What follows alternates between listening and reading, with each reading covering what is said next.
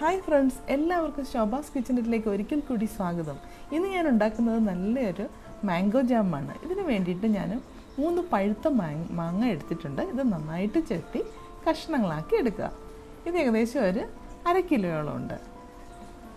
നന്നായിട്ട് ചെത്തി എടുത്തതിന് ശേഷം നമുക്കൊരു മിക്സിയുടെ ജാറിലിട്ട് നന്നായിട്ട് അരച്ചെടുക്കാം.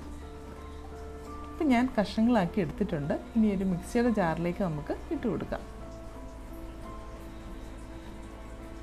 ഒരു കാര്യം ശ്രദ്ധിക്കാനുള്ളത്, നന്നായിട്ട് അരച്ചെടുക്കണം. ഒരു തരി പോലും ഉണ്ടാവാൻ പാടില്ല. ഇപ്പം നിങ്ങൾ കണ്ടില്ലേ, ഒരു തരി പോലും ഇല്ലാതെ നന്നായിട്ട് ഞാൻ അരച്ചെടുത്തിട്ടുണ്ട്. ഇനി നമുക്ക് വേണ്ടിയത് ഒരു 200 ഗ്രാം കൽക്കണ്ടമാണ്. ഞാനിവിടെ പഞ്ചസാരയ്ക്ക് പകരം കൽക്കണ്ടമാണ് ഉപയോഗിക്കുന്നത്. ഇത് നന്നായിട്ടൊന്ന് പൊടിച്ചെടുക്കണം. കൽക്കണ്ടത്തിൻ്റെ ഗുണങ്ങളൊക്കെ നിങ്ങൾക്ക് എല്ലാവർക്കും ഞാൻ പറയാതെ തന്നെ അറിയാമല്ലോ. ഇത് ഞാനിപ്പോൾ നന്നായിട്ട് പൊടിച്ചെടുത്തിട്ടുണ്ട്. ഇനി നമുക്ക് ചൂട് കട്ടിയുള്ള ഒരു പാൻ എടുത്ത് അതിലേക്ക് നമ്മൾ അടിച്ചു വെച്ചിരിക്കുന്ന മാംഗോയുടെ പ്യൂരി ഇതിലേക്ക് ഒഴിക്കാം.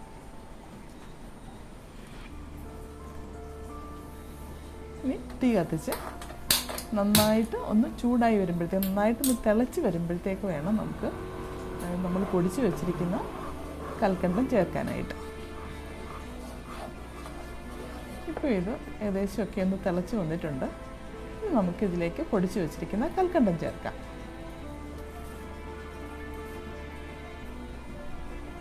നന്നായിട്ട് ഇളക്കി യോജിപ്പിക്കുക. ഇതിൻ്റെ കൂടെ മിക്സ് ചെയ്യുക. അധികം സമയമൊന്നും എടുക്കത്തില്ല, പെട്ടെന്ന് നമുക്കിത് ഉണ്ടാക്കിയെടുക്കാനായിട്ട് പറ്റും.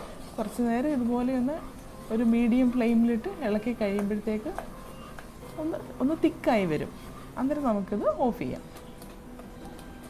ഇപ്പോൾ എന്തെങ്കിലും തിക്കാവാനായിട്ട് തുടങ്ങിയിട്ടിപ്പം നമ്മുടെ ജാം ഏകദേശം റെഡി. ഇതുപോലെ ഇങ്ങനെ വിട്ട് വരണം. നമ്മളിങ്ങനെ എടുത്ത് കഴിയുമ്പോഴത്തേക്ക് വിട്ട് വരണം. അപ്പം ഒന്നുകൂടെ മനസ്സിലാക്കാനായിട്ട് ഒരു ചെറിയ ഒരു തുള്ളി ഒരു പാത്രത്തിലേക്ക് നമ്മൾ ഒഴിച്ച് നോക്കുമ്പം അത് കണ്ടില്ലേ, നല്ല ജാമായിട്ടിരിക്കുന്ന കണ്ടില്ലേ, അങ്ങോട്ടും ഇങ്ങോട്ടും പോകാതെ സ്പ്രെഡ് ചെയ്യാതിരിക്കുന്നത്.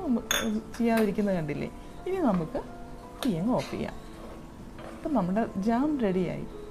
ഇനി ഇത് നന്നായിട്ട് തണുത്തതിന് ശേഷം നമുക്കൊരു നല്ല ക്ലീനായിട്ടുള്ള ഒരു കുപ്പിയിൽ ഇത് പകർന്നു വയ്ക്കാം. ഇത് ഒരുപാട് നാൾ നമുക്ക് ഫ്രിഡ്ജിൽ വെച്ച് സൂക്ഷിക്കാനായിട്ട് പറ്റും.